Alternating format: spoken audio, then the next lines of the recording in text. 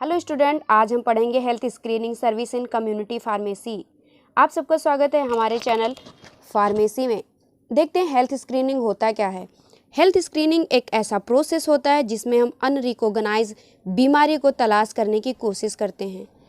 यानी कुछ बीमारी ऐसी होती हैं जिनमें सिम्टम तो दिख रहे होते हैं परंतु एग्जैक्ट रीज़न नहीं पता होता है। उन बीमारियों को आइडेंटिफाई करने के लिए हेल्थ स्क्रीनिंग की जाती है। यानी कुछ बीमारी के सिम्टम तो हमको दिख रहे होते हैं, जैसे कि अब फीवर है तो फीवर ऐसा लगता है नॉर्मल है, दवा खाने से ठीक हो जाएगा, बट नहीं होता है। अब सिम्टम पता होगा तो पता चल जाएगा डेंगू है, टाइफाइड है या फिर क्या है, ताकि उनका प्रॉपर इलाज किया जा सके। किसी बीमारी को पहचानने के लिए जो टेस्ट और चेकअप कराते हैं उसे ही हेल्थ स्क्रीनिंग कहते हैं। अब हम इसमें देखेंगे हेल्थ स्क्रीनिंग के स्कोप क्या हैं। तो इसके अलग अलग क्षेत्र में अलग अलग स्कोप हैं। जिस व्यक्ति को हेल्थ स्क्रीनिंग आती है वह हॉस्पिटल के अंदर काम कर सकता है। जिस व्यक्ति को हेल्थ स्क्रीनिंग आती है वो पैथोलॉजी लेबोरेटरी में काम कर सकता है। जिस व्यक्ति को हेल्थ स्क्रीनिंग आती है वह कम्युनिटी फार्मेसी में भी काम कर सकता है। मान लीजिए किसी को हेल्थ स्क्रीनिंग आती है, उसको नॉलेज है, तो अपनी खुद की लेबोरेटरी भी ओपन कर सकता है। कुछ ऐसी कंपनियां होती हैं जो health screening door to door service provide करती हैं। आप उन कंपनियों के साथ ज्वाइन होकर भी काम कर सकते हैं। डिजास्टर मैनेजमेंट में आप अपनी सर्विस प्रोवाइड कर सकते हैं। यदि आपको हेल्थ स्क्रीनिंग का नॉलेज है तो आप पेंडेमिक कंडीशन में भी अपनी सर्विसेज जो हैं वो प्रोवाइड कर सकते हैं। अब देखते हैं इसके इम्पोर्टेंस क्या हैं। इम्पोर्टेंस और वेरियस हेल्थ स्क्रीनिंग सर्विसेज जो हमारा ये किस चीज़ में हेल्प करता है, यह डिसीज़ को पहली स्टेज में पहचानने में हेल्प करता है। अगर आप हेल्थ स्क्रीनिंग करवा रहे हैं तो मृत्यु दर में भी कमी आती है, या सीवियरिटी ऑफ डिसीज़ को भी कम करता है। यानी आपको कोई डिसीज़ है, आपने उसकी एक्यूट स्टेज में ही यानी शुरुआत ही लक्षण पहचान लिए तो उसको आप कम कर सकते हो, तो वो सीवियर डिसीज़ बन ही नहीं पाएगी। या इलाज जो होता है वो इफ़ेक्टिवनेस होता है।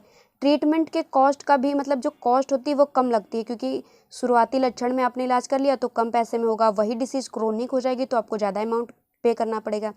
इससे पेशेंट के दिमाग पर भी अच्छा असर पड़ता है। हाई रिस्क डिसीज़ को रोक सकते हैं। अब मान लीजिए आपको कोई हार्ट की डिसीज़ होने वाली है, शुगर होने, आप नॉर्मल स्टेज में पहचान लेंगे तो उसको थोड़ा ठीक करने में थोड़ा आसानी होती है, लेकिन जब वो क्रोनिक यानी हाई स्टेज में जा चुका है तब तो उसको ठीक कोई नहीं कर सकता ना। ये पेशेंट का टाइम भी बचाते हैं। यदि शुरुआत के समय में ही हेल्थ स्क्रीनिंग करा लेते हैं तो क्रोनिक कंडीशन होने से बचा जा सकता है। मेनली यहाँ पे बात ये है, हेल्थ स्क्रीनिंग कराने से आप बड़ी से बड़ी डिसीज से बच सकते हैं। ठीक, अब इसके टाइप देख लेते। टाइप इंपॉर्टेंट नहीं बट इसमें टाइप हैं तो आप टाइप देख लीजिएगा। उसके बाद आता है routine monitoring of patient. Patient को बहुत क्लोजली अटेंशन के साथ उसकी बीमारी को चेक करना ही रूटीन मॉर्निंग ऑफ पेशेंट कहलाता है। यानी जो मतलब हमारा फार्मासिस्ट है या फिर जो हमारा फिजिशियन है उसको पेशेंट की बीमारी को बहुत ही अटेंशन के साथ उसको क्लोजली चेक करना है। इसमें आता है जो हमारा, इसमें बीएमआई आता है, बॉडी मास इंडेक्स। यानी बीएमआई किसी भी आदमी की ओबेसिटी को चेक करने के लिए परफॉर्म किया जाता है। बीएमआई का फार्मूला होता है हमारा BMI equal to weight by height in metre square. पहले हम ऊपर वेट अपना रखेंगे, नीचे जितनी हमारी हाइट है फिर उसको मीटर स्क्वायर कर देंगे, देन आ जाएगा। ठीक है, उसके नीचे ये लिखा हुआ है क्लासिफिकेशन, आप उसको देख लीजिएगा। फिर आता है waist circumference and waist to hip. ये क्या होता है, या एब्डोमेन में फैट डिपोजिशन को दर्शाता है। यानी क्या होता है, कई बार आपके एब्डोमेन में फैट डिपोजिशन हो जाता है। यदि फैट का डिपोजिशन नॉर्मल लेवल से ज़्यादा हो जाता है तो आपको कार्डियोवैस्कुलर डिसीज हो सकती है, यानी हार्ट की डिसीज हो सकती है। इसका भी फार्मूला होता है हमारा वेस्ट अपॉन हिप। इसमें क्या करते हैं, ऊपर हम वेस्ट का साइज रख देते हैं, नीचे हिप का रखते हैं, देन मल्टीप्लाई करते हैं तो आ जाता है। इसका भी देखो दे रखा है। अगर हेल्थ रिस्क है यानी लो और हाई दो दे रखा है। मेन में होता है 0.9 और लेस, हाई में क्या होता है मोर देन 0.9। हेल्थ रिस्क अब ओमेन का दे रखा है, लो होता है इसका 0.8 और लेस, और हाई होता है मोर। देन देख लेते हैं डिप्रेशन स्क्रीनिंग। ये क्या होता है, हैमिल्टन डिप्रेशन रेटिंग स्केल। ये हैमिल्टन जो थे ये इन्होंने एक अपनी स्केल बनाई थी जिसके द्वारा हम डिप्रेशन को चेक कर सकते हैं। इसमें इन्होंने क्या करते थे, इन्होंने 17 क्वेश्चन बनाए और पेशेंट से क्वेश्चन पूछते थे। जिस क्वेश्चन का पेशेंट आंसर देता था उस पर टिक करते थे। लास्ट में पेशेंट के द्वारा दिए गए सारे क्वेश्चन को ऐड करके उसका क्लासिफाइड यानी उसका स्कोर निकाल लेते थे। ठीक है। उनके क्वेश्चन क्या थे, देखो अगर 0.7 है तो नॉर्मल है, और अगर 8 से 17 में आ रहा है तो मॉडरेट है, और मोर देन है तो 17 सीवियर। यानी उसने 7 क्वेश्चन दिए तो नॉर्मल पेशेंट है, उसको डिप्रेशन नहीं है। 8 से 17 दे रहा है तो मॉडरेट है, और मोर देन यानी 17 दे रहा है तो सीवियर कंडीशन में। इनके क्वेश्चन क्या थे, क्वेश्चन यूज है mental scale, depression mood, feeling of quietening, suicide, insomnia in early night, anxiety, somatic, general system, loss of weight, ठीक है, insomnia in mid night, insomnia in early hours of morning, work and activity, somatic system, GIT, general somatic system. तो ये सारे इनके question दिए हुए थे। हमारा है ब्लड प्रेशर मेजरिंग। तो ब्लड प्रेशर कितना होता है हमारा 120/80 mmHg। अब इन्होंने रखा है blood glucose level for diabetes. अगर डायबिटीज़ का पेशेंट है तो यह टेस्ट खाना खाने से पहले किया जाता है। यह टेस्ट यूजली मॉर्निंग में किया जाता है क्योंकि ये फास्टिंग वाला टेस्ट होता है। देन हमारा दे रखा है ओरल ग्लूकोज टॉलरेंस टेस्ट। इस टेस्ट में क्या होता है, जो पेशेंट होता है उसको 75 ग्राम ग्लूकोज ओरल दिया जाता है, उसके बाद 2 घंटे बाद उसका टेस्ट किया जाता है।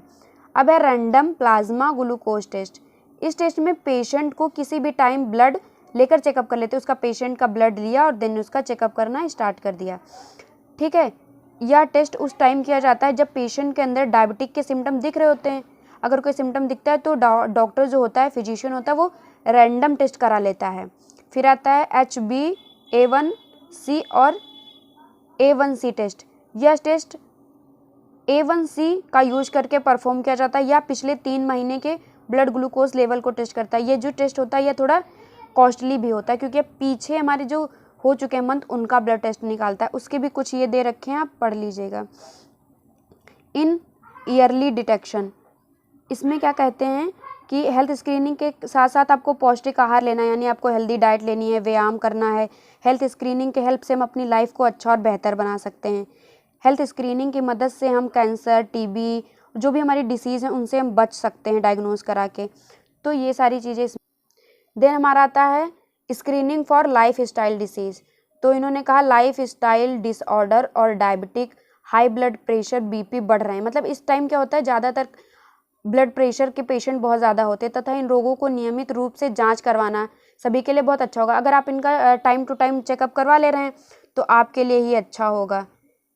इनका रेगुलर हेल्थ स्क्रीनिंग कराना चाहिए, इनको हम बढ़ने से रोक सकते हैं। स्क्रीनिंग फॉर हार्ट डिसीज़, यदि किसी को हार्ट डिसीज़ है तो उसको अपनी हेल्थ स्क्रीनिंग जरूर करानी चाहिए। Screening for type 2 diabetes, screening for kidney disorder, screening for genetic disorder. ये बहुत ही मतलब हाई रिस्क वाली डिसीज़ हैं, तो इनका आपको चेकअप करवा लेना चाहिए। Thank you for watching this video.